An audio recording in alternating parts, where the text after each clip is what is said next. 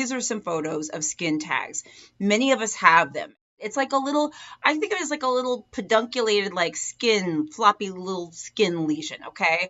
Pedunculated means it usually like sits on a stalk. I point to my neck because the neck is a common place to have skin tags. But oftentimes they kind of stick out from the skin, as you can see with some of these pictures here.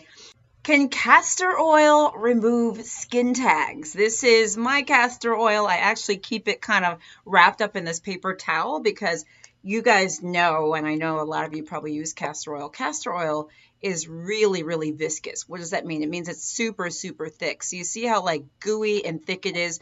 Different castor oils have different sort of properties. This one also doesn't smell so great. So they're a little bit different. I have other videos. Oh no, I spilled it. Oh, it's gonna get sticky.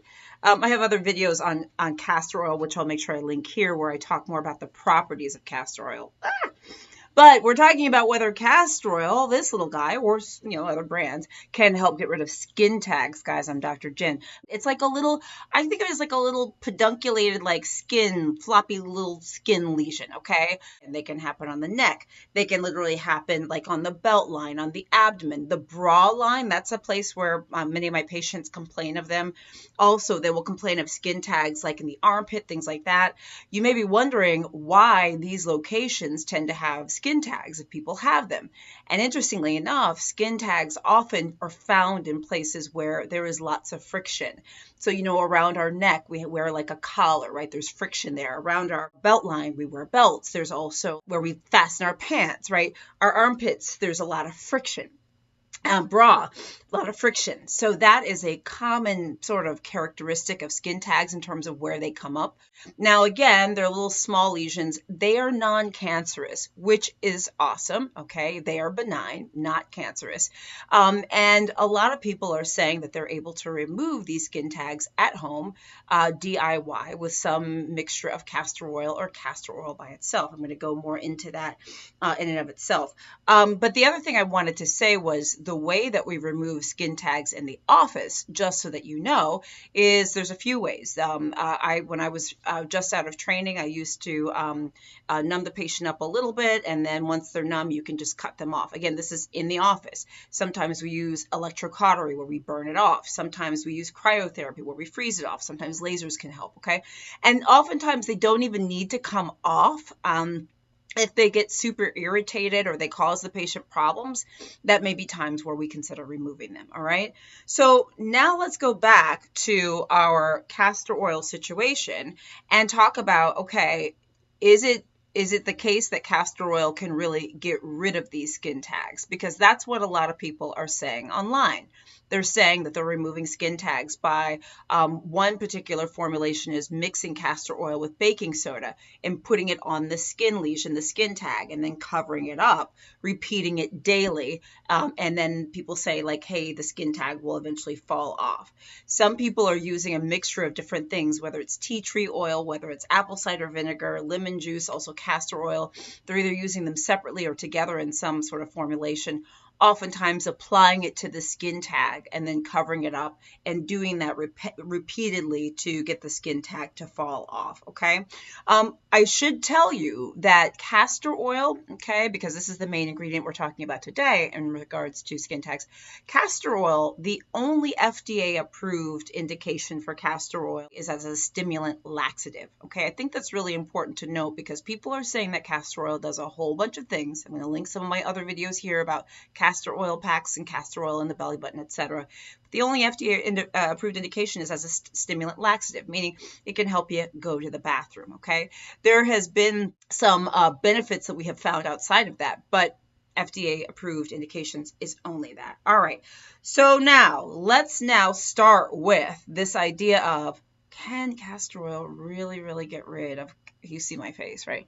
I'm like, can castor oil really get rid of skin tags? All right, well, the first thing that I want to say, okay, is that castor oil really is a great product. I am not a Debbie Downer on castor oil, so please do not write me being like, she hates alternative medicine, she hates natural things. No, I don't. But I'm all about evidence, okay? And castor oil, I think, can be a great moisturizer. It can be used for other things that I am actually okay with. But when it comes to using it for skin tags, I'll tell you what some of my issues are with it, okay? First of all, many of these concoctions, whether it's castor oil with baking soda, making it kind of like in a paste and putting it on the skin tag, as you can imagine, if your skin is sensitive, you could actually irritate your skin by putting a combination of castor oil by itself, or castor oil in combination with, say, baking soda, an example, that can literally cause either an allergic reaction, it could cause skin irritation, it could cause what we call post-inflammatory hyperpigmentation. That is, once you put something on it that damages your skin, people like myself with dark skin, if I get like a pimple or a lesion or something, it's going to cause a dark spot after, because there's been some damage to the skin cells. All of that can happen potentially when you're using something like castor oil by itself, or sometimes mixed with other things on a delicate area like your face. Now, the other thing is many of these directions that people are using, like to remove the skin tags, they're saying to kind of keep it on there, repeat daily until the lesion, till the skin tag falls off.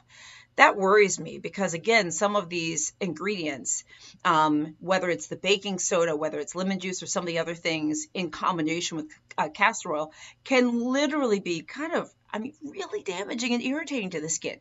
And I don't recommend it, as you can probably tell. The other thing that I would say too is you don't necessarily know what you're removing. I've seen people online who are putting these concoctions of castor oil and other stuff on lesions that to me don't even look like skin tags. What if it's a precancerous lesion?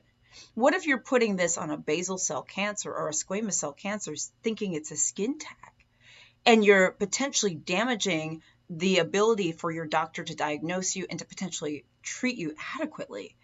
First of all, you don't want to be diagnosing your skin lesions as skin tags because you may be wrong. It could be something else. It could be something worse.